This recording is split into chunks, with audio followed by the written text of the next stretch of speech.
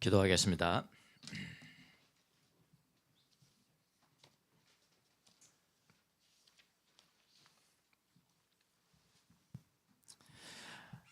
하나님의 임재와 하나님의 현존은 우리가 믿건 믿지 않든 우리가 느끼든 느끼지 못하든 항상 이곳에 우리와 함께 계십니다. 그 하나님을 묵상하면서 잠시 침묵하겠습니다.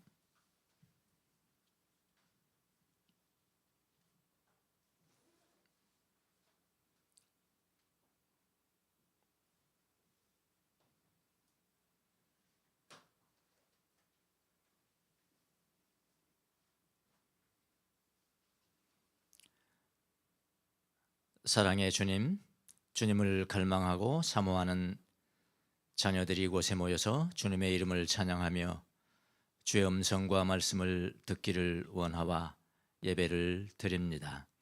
우리를 불쌍히 여겨주시고 우리의 심령 가운데 말씀이 들려지는 시간이 될 수 있도록 은혜를 베풀어 주옵소서. 부족한 종을 세워 쌓은 입술에 기름을 부어주시고 기록된 말씀이나 기록되지 않는 말씀까지도 예수 그리스도 안에 전달되는 귀한 시간이 될 수 있도록 축복하여 주옵소서. 감사하고 예수님의 이름으로 기도합나이다. 아멘. 제가 예수님 믿고 성령 받고 한 지가 딱 올해로 43년째더라고요. 하루는 저녁에 생각을 해봤습니다. 내가 43년 동안 매일매일 단 하루도 빠지 않고 그 이름을 불러보든지 그분을 생각하든지 한 그분이 누구냐? 그 예수님이시더라고요. 그러니까 정말로 이거는 뭐 그 과장한 것이 아니고 여러분도 마찬가지예요. 성령님이 여러분에게 거하시면 이제 하나님의 집이 되는 거잖아요. 하나님의 집이니까 단 하루라도 예수님을 생각하든지 생각하지 않든지 예수의 이름을 불러보지 않는 적이 있었습니까? 40년이나 50년, 60년도 마찬가지예요. 우리가 그런 사람이더라고요. 네. 그래서 하나님을 믿는 사람들, 성령이 있는 사람들을 영혼의 집이라 그렇게 하잖아요. 영혼의 집이에요. 하나님이 거하는 집이라고요.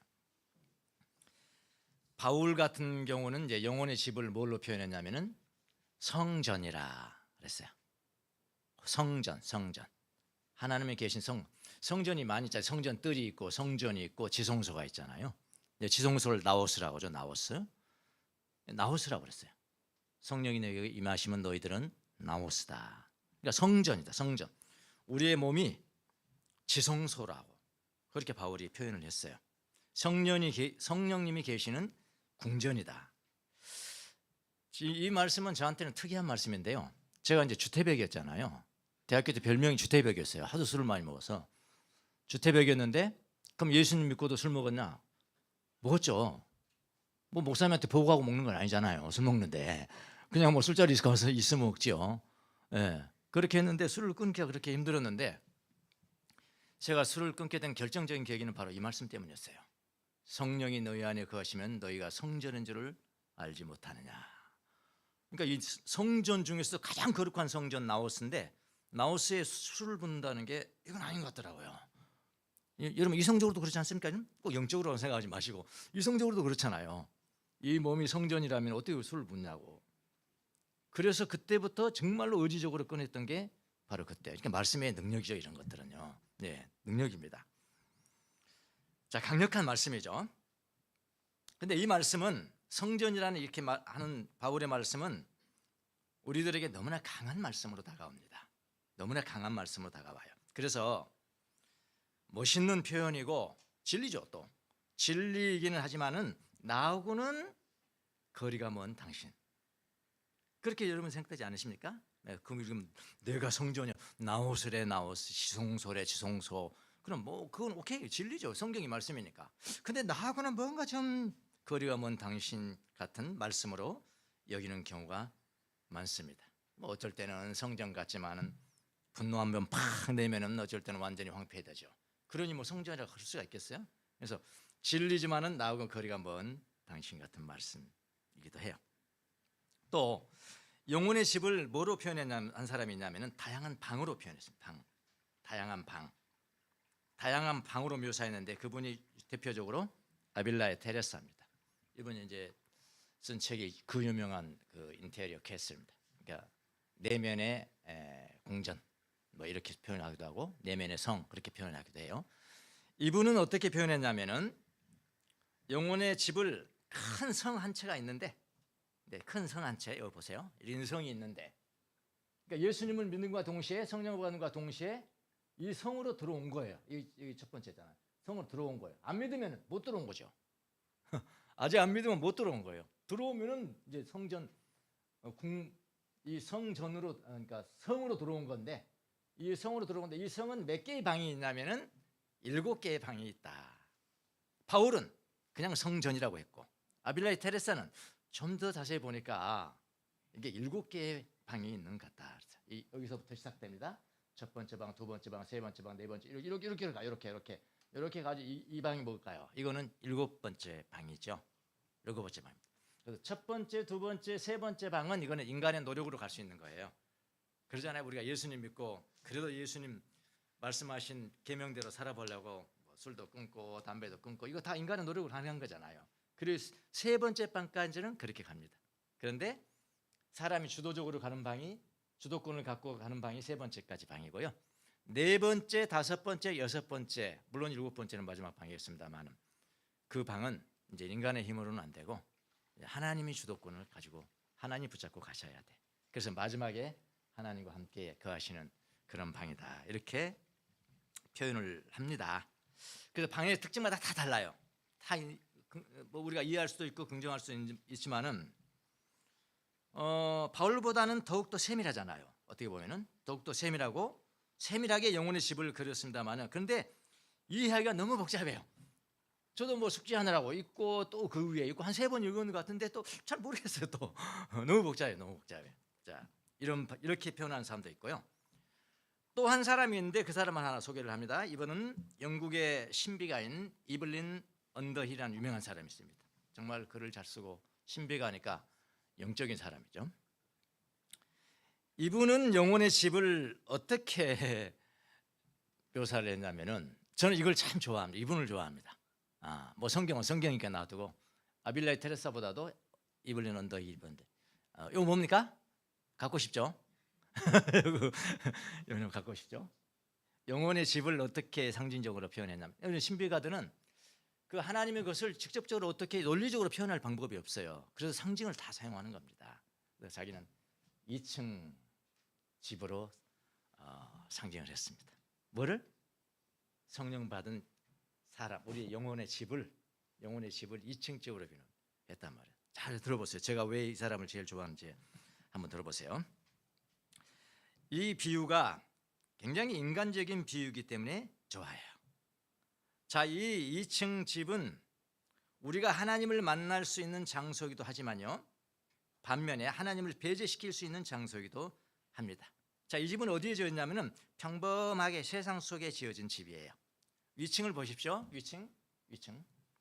이 위층의 특징은 뭐냐면은 초자연적인 가능성을 지니고 있는 초자연적인 삶을 살 수 있도록 디자인된 집이에요. 그러니까 여기 올라가면 황홀하겠죠? 황홀하잖아요. 집은 황홀한 믿음과 소망, 사랑 충만하고 기쁨이 충만하고 이 방은 항상 들어가면 그래. 이 2층에 가면은. 근데 이곳에서만 산다면 항상 충만한 삶을 살 수 있을 거예요. 이건 뭐 보장합니다. 충만한 삶을 살 수가 있어요. 믿음, 소망, 사랑의 아주 천상적인 삶을 살 수가 있어요. 그래서 2층에서만 살았으면 좋겠다. 여러분도 그렇지만 저도 마찬가지입니다. 2층에서만 살 수 없을까? 2층에서만 좀 살 수 없을까? 그래서 2층에서만의 삶을 그리워할 수가 있습니다. 그러나 그곳에서만 살 수 없는 것이 우리의 운명이에요. 그럼 어디서 살아야 돼요? 아래층도 있습니다. 아래층. 이 아래층은 어떤 곳이냐면은 인간적인 것과 관계를 맺는 곳이에요. 아래층을 무시하는 삶을 살아도 바른 영성은 아닙니다. 그러니까 우리는 막 여기서 충만하고 매일 그냥 찬양하고 매일 하고 뭐 그냥 환상 보고 까무라쳐 짚고 뭐 기도원에서 매일 사는 거야? 기도원에서 매일 기도원에 가니까 이런 사람들 많더라고. 어이구 그또 1000명 이상 목회를 안 하면은 1000명 이상의 목회를 하는 담임이 아니라면은 뭐 안 부른대요. 그 기도원은요. 어느 기도원이라고 말 않겠어요 제가. 그 기도원에 저를 불렀어요. 저는 100명도 안 되는데 그런데 엄청 많이 모였더라고 금식기도에. 그 제일 첫 성이 제가 뭔지 알았어요. 여러분 며칠 되셨습니까? 한 이틀 되셨나요? 그럼 다 내려가세요. 그렇게 제가 설교를 한 적이 있습니다만 다 내려. 근데 그렇잖아요. 기도원에 오래 살면 계속 있고 싶잖아요. 예, 여기만 있고 천상적인 삶을 살고 싶은 게 사람의 본능이라고요. 그러나 그것만 살아 2층에만 살아도 이거는 바른 영성은 아니다. 그래서 아래층 그러니까 1층 아래층의 결점만 그러니까 아래층에서 살아야 되는데 2층에서 은혜를 받았으면 바로 내려와서 또 아래층에 살고 올라가고 내려가고 이거잖아요. 2층이니까요. 아래층을 무시하는 삶을 살아도 그건 바른 영성이 아니라고 그랬어요. 근데 아래층을 보면은 아래층은 결점들이 참 많아요.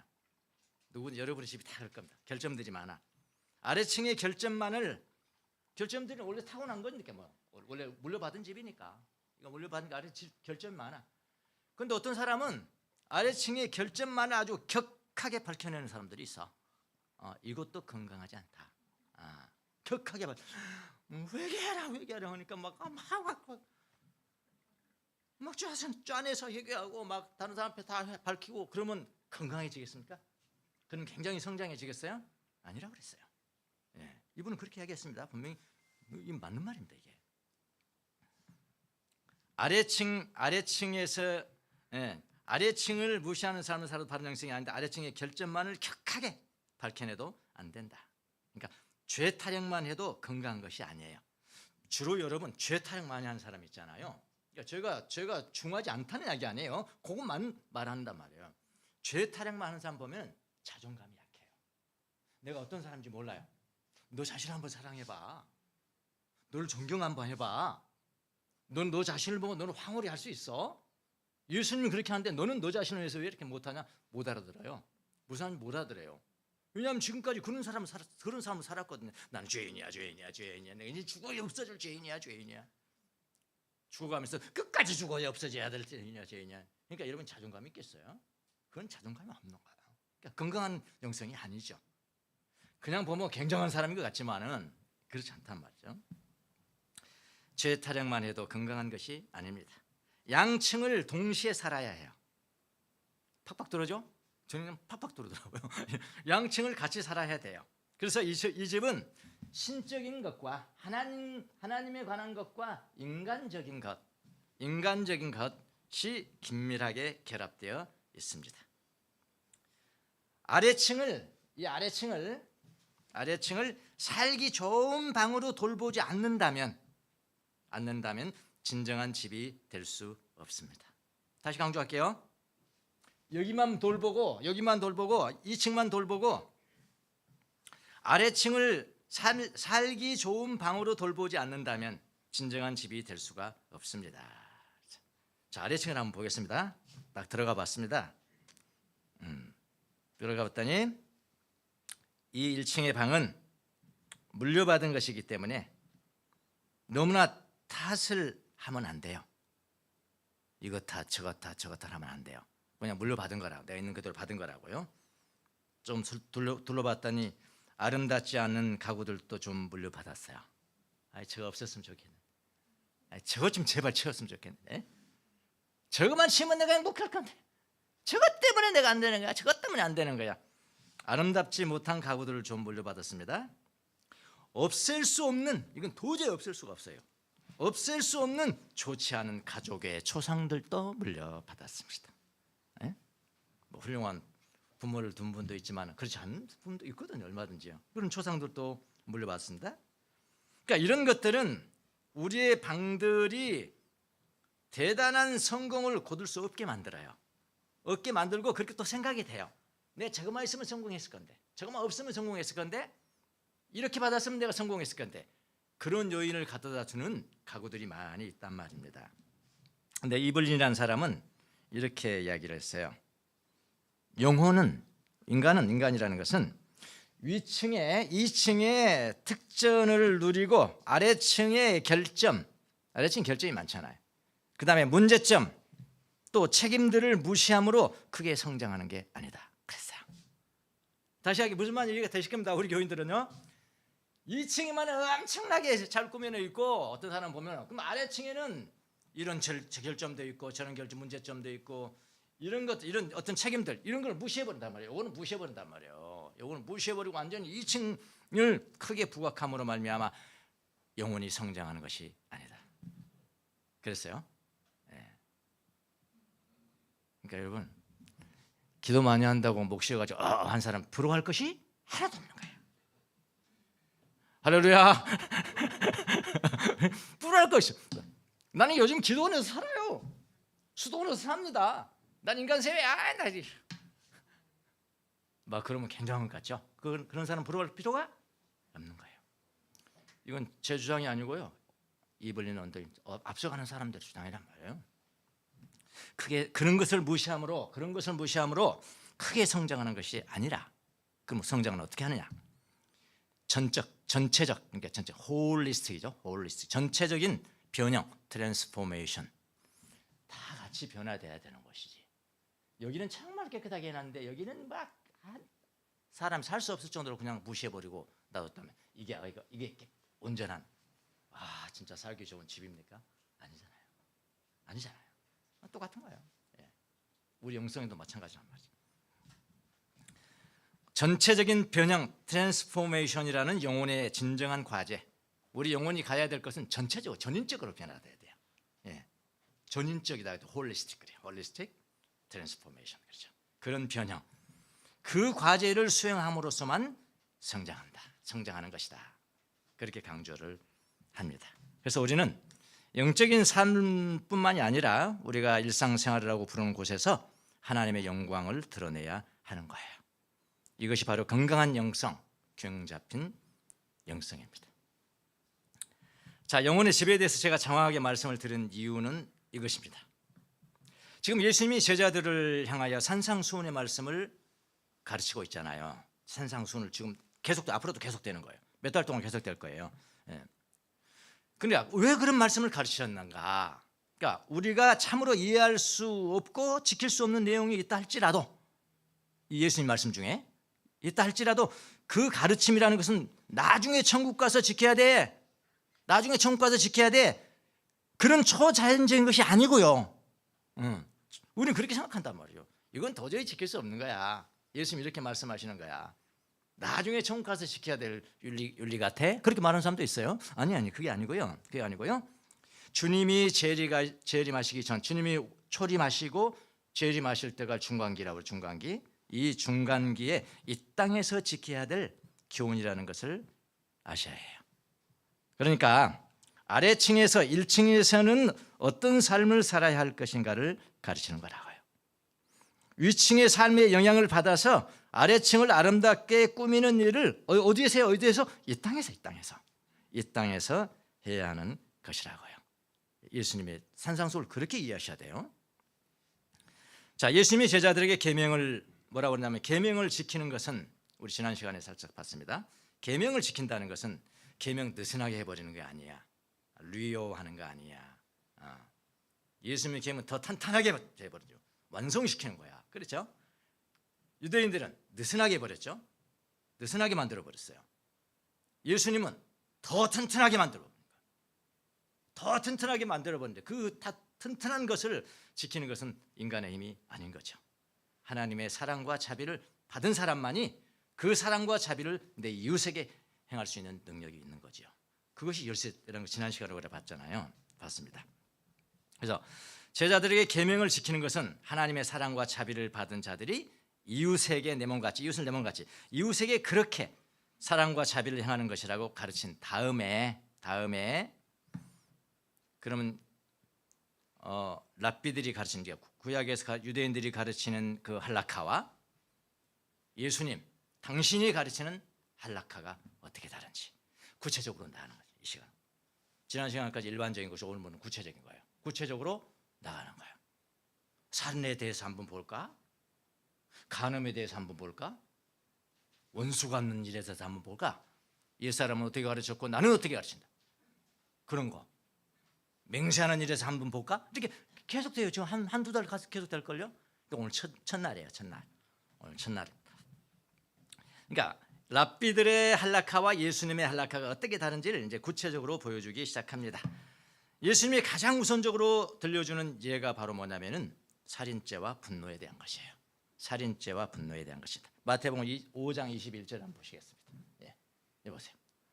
옛 사람들에게 이르기를, 옛사람이니까 옛날 사람들이요. 옛날 사람. 그러니까 옛 사람들에게 이르기를, 누군가가 이르렀다는 말했다는 거잖아요. 그렇죠? 누군가가 말한 거예요. 옛 사람들이 자기들이 연구하는 거 아니에요. 옛 사람들의 선생이 있는데, 스승이 있는데 그 스승이 옛 사람들을 가르치기를, 이런 이야기죠. 그러니까 랍비들이 가르치는 거죠. 예. 이르기를, 그러니까 랍비들의 할라카야. 뭐라고 그랬냐면 살인하지 말아라. 누구든지 살인하는 사람은 재판을 받을 것이다 한 것을 너희가 들었다.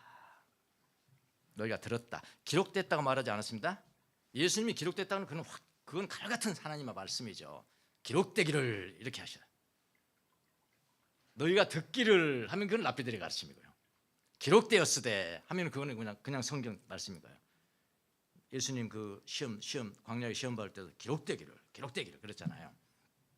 그러니까 자, 옛 스승들인 랍비들이 옛 사람들인 유대인들에게, 자기 백성들에게 가르쳤기 때문에 옛 사람들이 그동안에 들어온 법이에요. 그 법이 뭐냐면은 살인하지 말아라. 살인하지 말아라. 누군지 살인하는 사람은 재판받을 거요. 이런 말은 나도 할 수 있겠다. 이 정도의 말은 나도 할 수 있네. 예. 그렇게 가르쳤다는 거예요. 이게 랍비들이 가르치는 겁니다. 랍비들이 할락합니다. 그런데 22절을 한번 보시죠. 22절에. 그러나 거기에 대비해서 나는 누굽니까? 예수님이십니다. 예. 나는 너희에게 말한다. 나는 너희들에게 가르친다. 뭐라면 자기 형제나 자매에게 성내는 사람, 분노하는 사람은 누구나 심판을 받는다. 자기 형제나 자매를 모욕하는 사람도 의에 불려갈 것이고, 바보라고, 라가는 바보. 바보. 여러분 다 재판받아야 돼요. 다 재판받아야 돼. 바보라고 하는 사람도 그렇고 누구든지 지옥불에 던짐을 받을 것이다. 이렇게 예수님이 할라카를 말씀을 하십니다.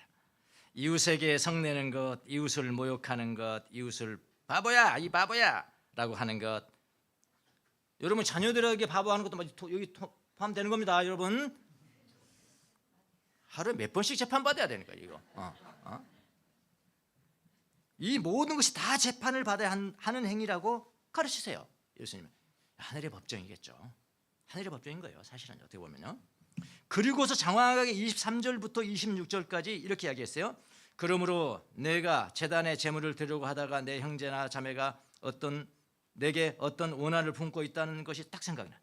너는 그 제물을 제단 앞에 놓아두고 먼저 가서 너 형제와 자매와 화해하여라. 그런 다음에 돌아와서 제물을 드려라.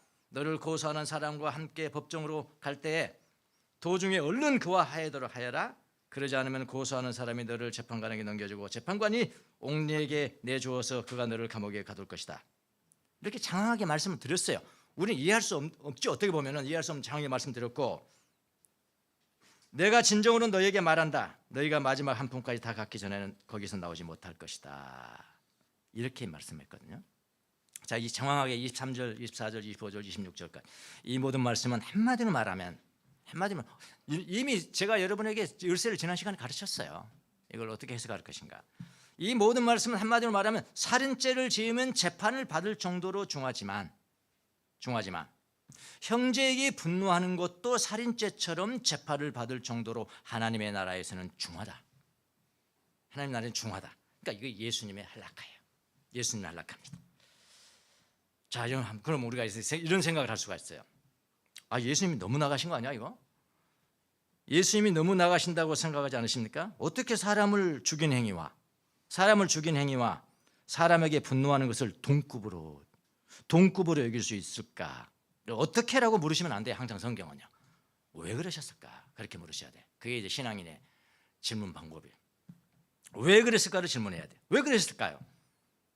여기서 우리가 지난주에 살펴봤던 해석학적 열쇠가 필요한 겁니다. 그 열쇠가 뭐냐면은 이웃에 대한 하나님의 사랑과 자비라는 열쇠예요. 그러니까 분노와 살인을 연결시키는 이유가 무엇일까요?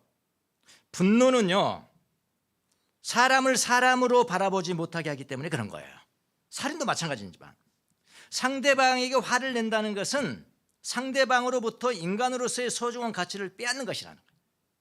그 분노 자체가 빼앗는 것입니다. 그래서 우리가 화를 낼 때 상대방을 사람으로 보는 것을 포기하고 어떻게 하냐면 오히려 범죄자, 회방자, 방해자로 바라보게 됩니다. 그래서 분노는 살인과 똑같은 것은 아니지만 분명한 것은 이 둘은 다 살인이나 분노나 사람을 사람으로 대하지 못하게 하는 공통점이 있는 거예요. 사람을 사람으로 대하지 못하는 공통점이 있는 거예요. 살인할 때도 마찬가지잖아요. 살인은 왜 하는 겁니까? 너는 하나님의 사랑을 받을 자격이 없어. 너는 그런 사람 아니야.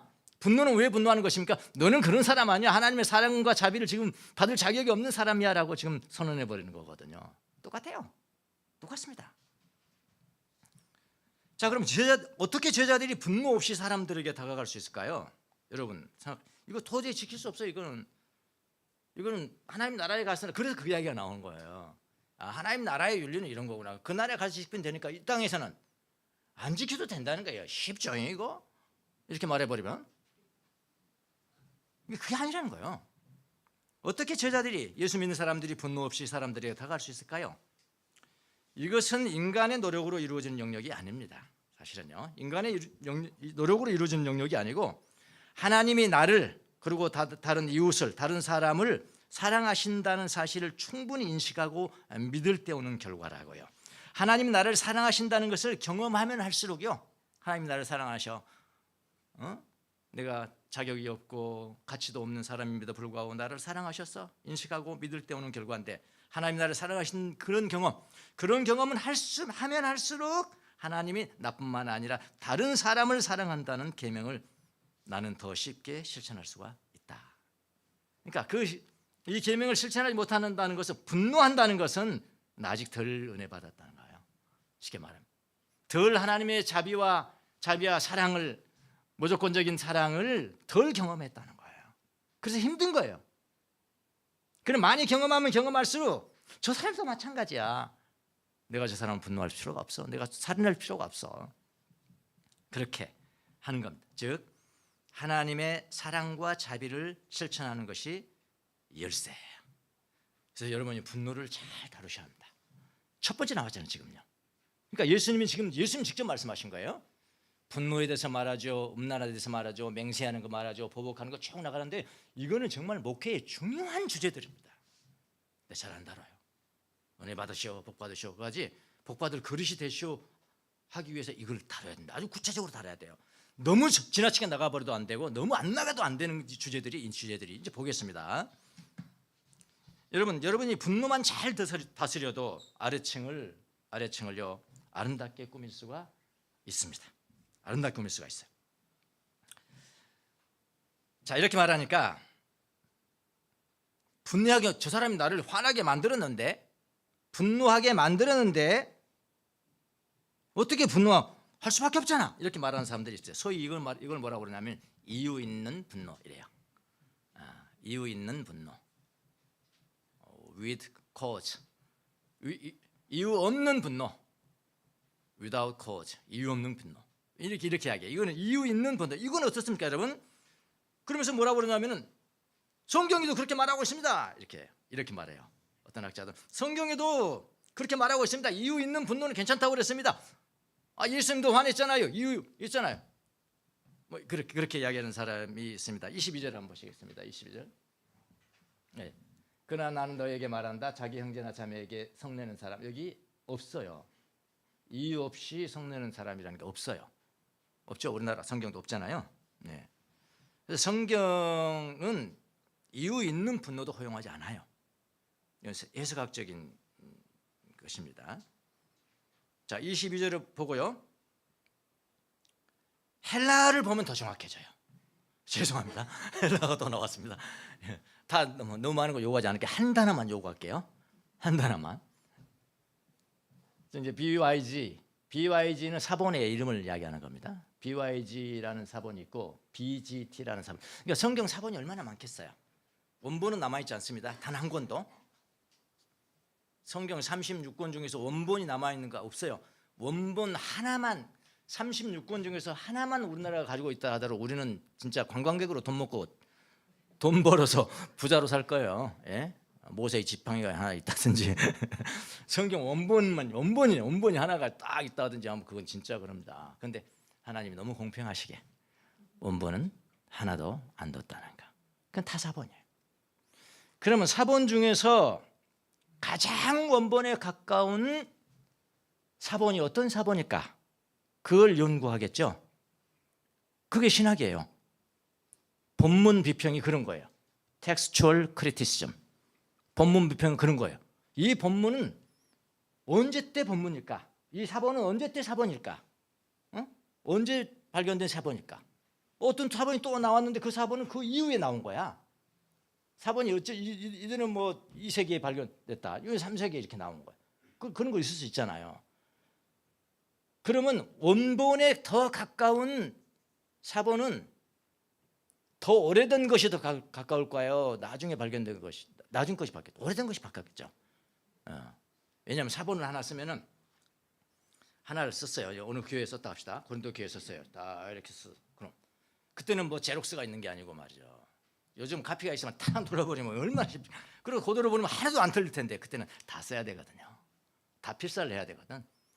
아무리 정확하게 필사하더라도 200자 가운데 한 자가 틀린대요. 오자가 나온답니다. 200자 가운데 오자가 나오는 거예요.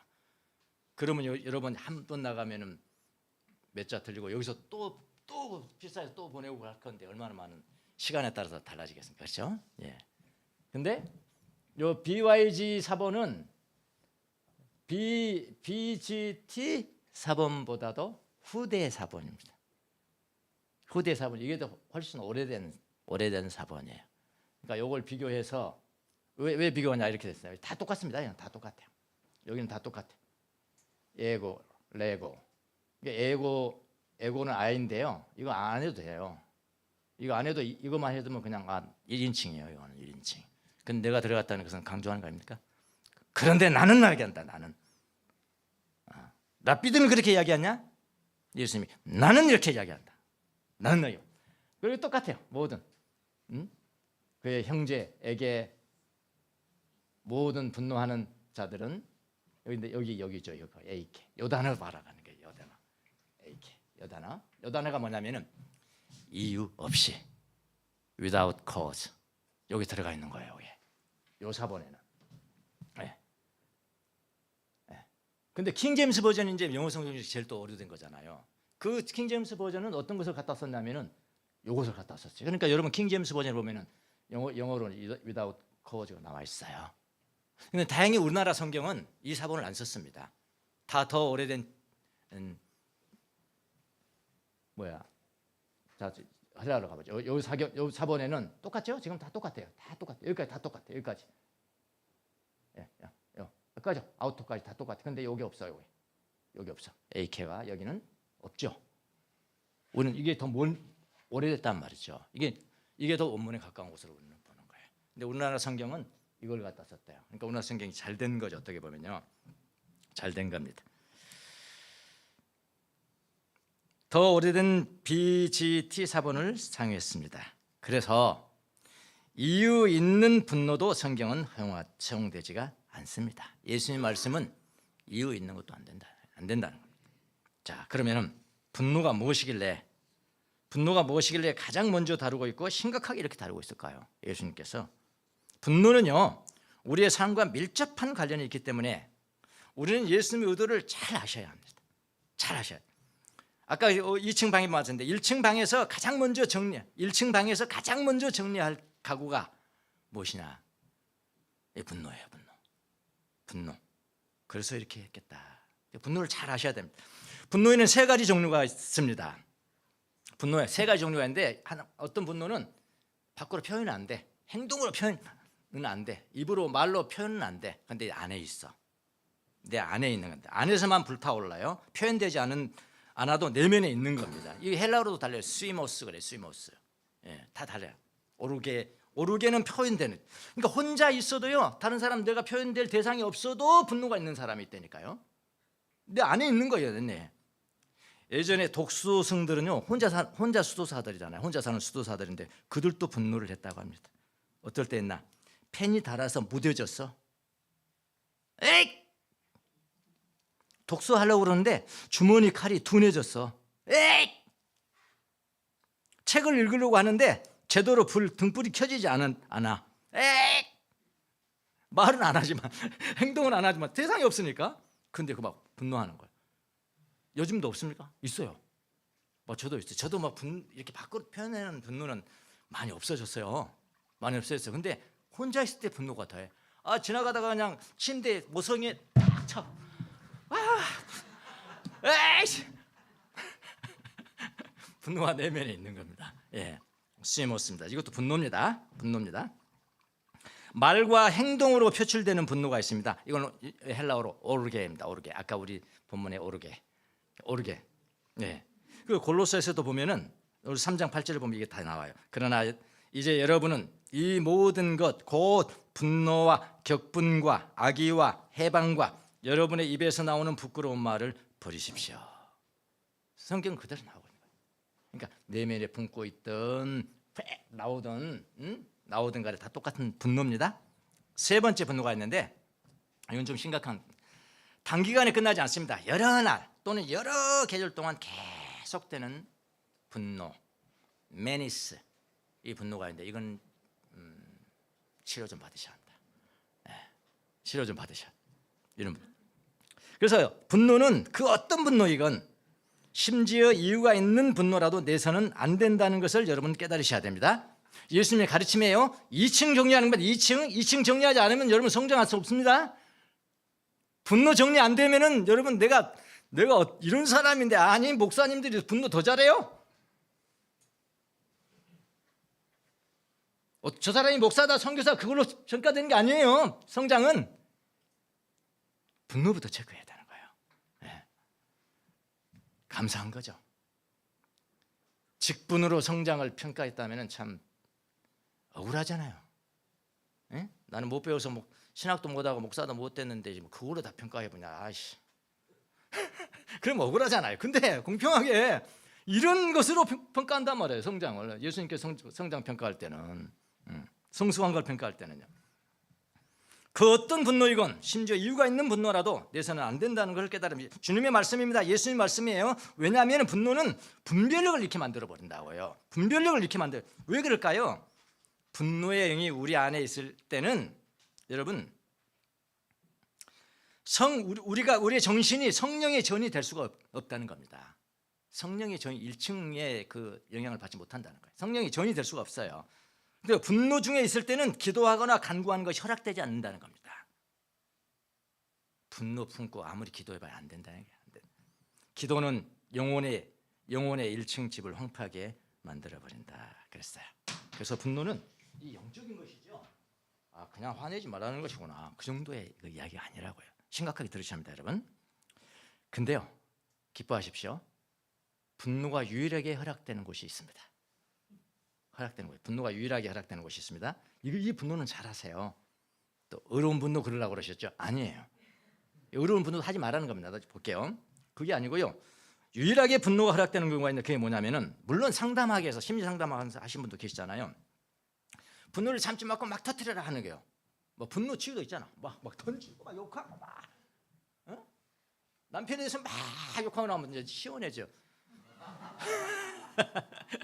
그래서 얼마나 오랫동안 시원해졌습니까? 그건 심리학의 차원이고요. 저는 성경적 차원을 이야기하고 있는 거예요.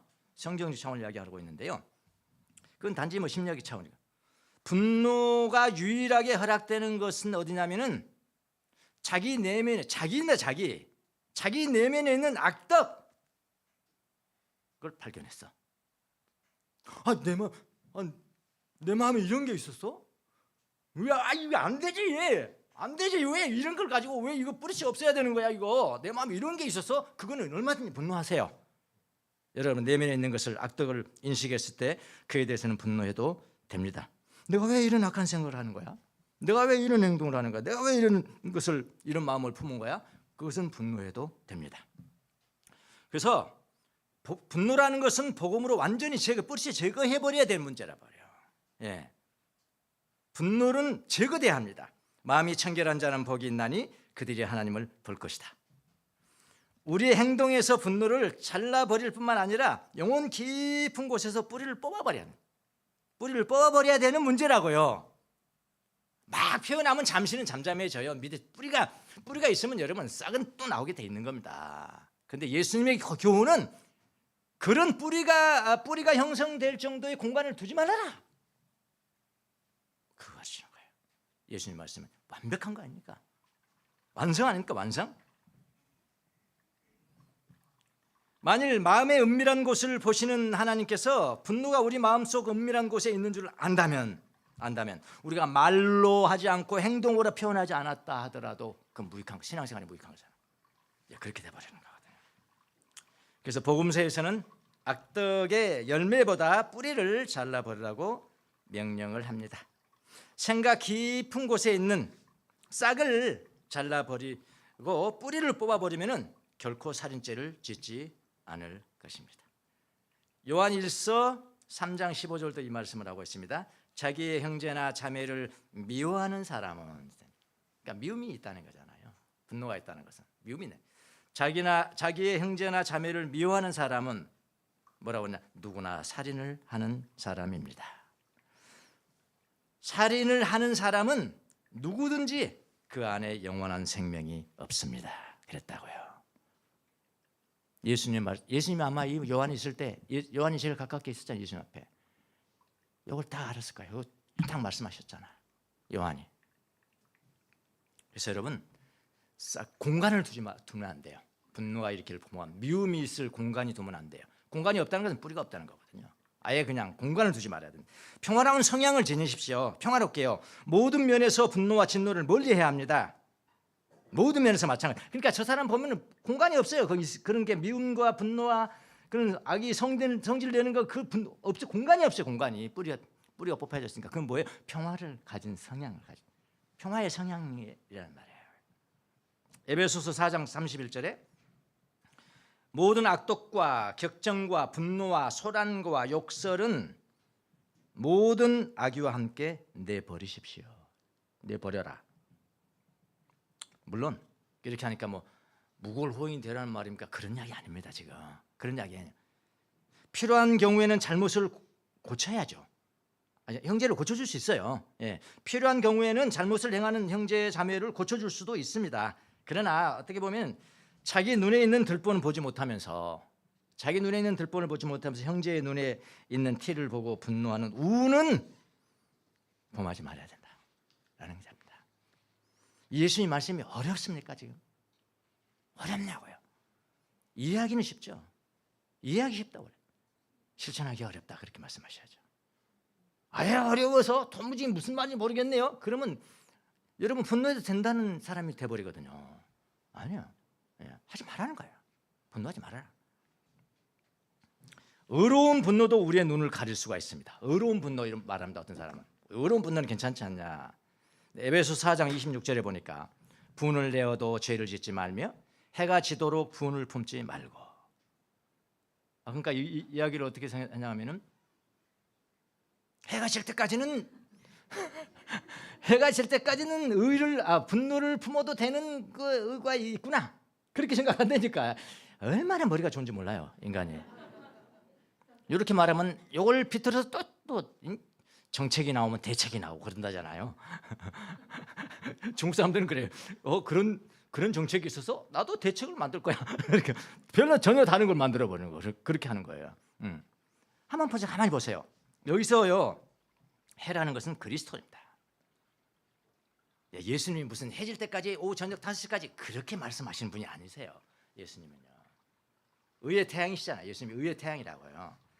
그러니까 의로운 분노를 가지고 있었어요. 의로운 분노를 가지고 있었는데 계속 저거 하는 거예요. 근데 나중에 보니까 그리스도가 없어져 버렸네.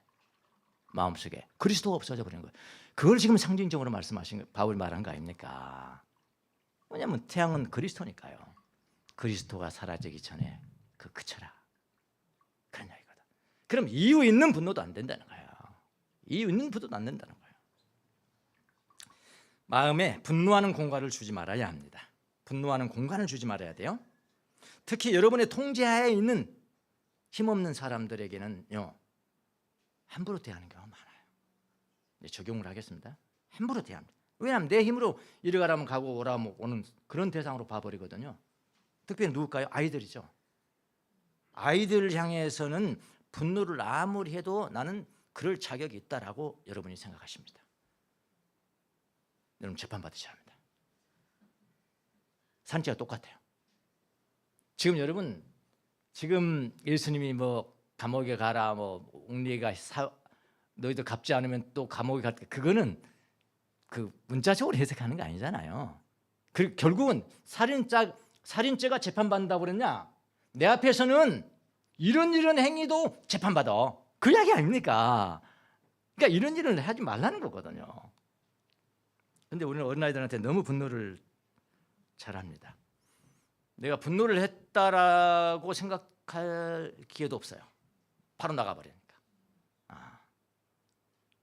나가, 이 바보야! 넌 어떻게 그렇게 생겨먹었냐? 이게 분노거든요. 아니라고 그러지 마세요. 예수님 말씀하셨잖아요. 나가, 이 바보야! 미워하는 것도 다 분노라는 거예요. 명심하셔야 됩니다. 얘들한테 우리가 그들에게 분노하는 순간 우리는 그들이 하나님의 사랑받을 자격이 있다는 사실을 무시하는 것이라는 거예요. 이게 영적인 문제라는, 영적인 문제. 무시하는 거라고요. 아동학적인 그 이야기를 예수님 뭐하러 하시겠습니까? 영적으로 축복받고 싶냐? 마음을 정결케 해라. 그렇게. 그러니까 항상 분노하려는, 우리 자녀들에게 분노하려는 마음이 들 때 다시 한번 생각을 해야 돼. 한번 다시 생각을 해야 돼. 이 아이가 누구지? 저 사람이 누구지? 이 사람이 누구지? 하나님이 저를 사랑하시는 거지. 내 아들이라도 내 자녀라도 하나님 저를 사랑하는 거지, 하는 거지. 내가 그런 사람에게 분노할 자격이 있는가? 그렇게 생각하셔야 돼. 여러분이 이유가 있건 이유가 없건, 잘못했으니까 그러니까 이유가 있어도 안 된다니까. 그렇게 하지 말으시라니까. 이유가 있건 이유가 없건 분노하는 순간에 여러분의 영혼의 집 1층, 2층짜리 1층은 황폐해지고. 근데 아까 뭐라고 그랬어요? 이블린 언더힐이 진정한 성숙이 뭐냐? 1층 방 잘 꾸미세요. 1층 방 잘 꾸미셔야 합니다. 가꾸세요. 2층은 아름답지만 1층은 무시하면 안 됩니다. 1층을 격하게 다루면 안 돼요. 1층을 아름답게 가꾸어야 건강한 집이 되는 것이에요. 그 분노와 하나님의 사랑은 함께 갈 수가 없어요. 다음 시간도 마찬가지겠죠. 음란과 하나님의 사랑은 함께 갈 수 없어요. 보복하는 마음과 하나님의 사랑은 함께 갈 수가 없어요. 맹세하는 것과 하나님의 사랑은 함께 갈 수가 없어요. 그렇게 나가는 거 아닙니까 지금? 그렇게 나가는 겁니다. 그렇죠. 부부간에도 분노하기 쉽습니다. 부부간. 왜냐하면 뭐 연애할 때야 뭐 이 사람 잡으려고, 서로가 이 사람 잡으려고 그냥 뭐 쓸개라도 빼줄 정도로 누워 분노할 시간이 어딨냐고. 화 안 내요. 딱 내 고기 잡아버렸다. 그때는 이제는 자기 본성이 나오는 거지. 아무튼 막 이상하게 막 이야기하고. 제가 정나하게 말하지는 않겠습니다. 정나하게 말하지 않으니까 여러분 다 이실 짓고 여러분에게, 여러분 자신에게와 하나님 앞에 이실 짓고 하시라. 하나님, 내 남편, 내 아내에게 이렇게 쉽게 막 이야기해버리고, 이것도 다 내 미움과 분노와 이런 것에서 온 것이었네요. 나는 살인죄를 졌습니다. 내 1층에 1층의 방이 황폐해졌습니다. 죄송합니다. 잘 가꾸도록 하겠습니다. 그렇게 하시라니까요. 적용을 잘 하셔야 되잖아요. 부부간에도 쉽게 분노하고 자기 통제하에 있다고 생각하기 때문에 그런 거예요. 무시하면 안 돼요. 서로가 하나님의 사랑을 받을 자격이 있는 사람이에요. 저 사람은 하나님 사랑하는 자야. 나도 그랬다면 저 사람도 그런 거야. 너무나 간단한 거잖아요. 그렇게 하시라니까요. 또 있어요. 운전 중에 이거는 목사도 걔도 없어. 이거 운전할 때 막 화내고 욕하고 깜짝 목사님이 저렇게 걔 SS 나오고 말해. 언제? 운전 때문에 운전할 때. 이것도 안 돼요. 예. 저도 이제 운전할 때 앞에 확 하고 막 쉽게 이렇게 나와버리는데요. 이것도 안 됩니다. 이유가 있어도 안 돼요. 운전 중에 화내는 사람은 뭐 종목사 장로 할 거 없이 막 화를 냅니다. 쉽게 화를 냅니다. 제가 옆에 앉아 있어도 화내더라고요. 자기도 모르게 화내는 거예요. 제가 잘못했으면, 만약에 내가 운전할 때 내가 잘못했으면 사과하세요. 아이고 죄송합니다. 사과하면 됩니다. 근데 아무 잘못이 없는데도 화낸 놈이 있어. 지가 잘못해놓고. 그런 놈 꼭 있어요. 그리고 자기가 빵빵 막 누르고 막 난리가 났어요. 그럴 때는 어떻게 합니까? 못 본 척합니다. 제가 왜 그 사람하고 이야기합니까? 내가 화낼 텐데 또 못 본 척하고 가버려요. 못 본 척하면 괜찮아요. 그렇게 하시라고요. 내가 잘못했으면 사과하세요. 저 사람이 내가 잘못 없는데도 난리다. 뭐라고요? 못 본 척 하시라고. 그럼 화 안 내잖아요. 예, 그렇게 하시기 바랍니다. 분노 쉬운 문제입니다. 쉬우지만 깊이가 있는 문제예요. 예수님 말씀 깊이가 있습니다. 절대로 뿌리 내리지 마라. 공간 두지 마라. 1층이다 1층. 2층이 있고 1층이다. 2층은 네가 뭐 노력 안 해도 깨끗해. 네가 성장하기 위해서 해야 될 것이 있어. 갖고 해야 될 것이 있어. 그거는 몇 층이라고요? 1층이라는 거야. 그래야 1층과 2층이 조화롭게 존재하고 거룩해지고 성숙한 사람이 되는 거야. 시 하나 낭송하고 나가도록 하겠습니다. 대나무로 하는 게 참 신기한 나무잖아요. 바람 불 때는 엄청나게 흔들립니다. 와, 막 몇 도 한 90도 막 흔들려요. 그런 식의 외풍을 받아요, 이 대나무가. 근데 누구한테 내가 이러면서 딱 느낀 게 그거였어요. 누구한테 화내지 않고 그냥. 그래서 속이 텅텅 비었구나. 대나무가 비었잖아요. 속이 텅텅 비었잖아. 대나무가. 그런 거. 하여튼 이 사람이 그런 생각을 가지고 했는지 모르지만 저는 하여튼 그렇게 읽었습니다. 그래서 오늘은 이 시를 선택했습니다. 실컷 욕하다 간다. 맺힌 것 있어도 속은 없다. 이 대나무잖아요. 맺힌 것 있어도 속은 없다. 다시는 이런 일 없을 거라 믿고 싶지만 찬비 또 한 번 되게 맞고 나면 켜켜이 쌓일 후에 이렇게 못난 나도 맺히다 비우다 보면 언젠가 하늘에 닿을 테지. 그러니까 여러분 분노하지 마시고 마음을 깨끗이 하십시오. 이것은 예수님의 말씀입니다. 예수님의 한락합니다. 기도하겠습니다.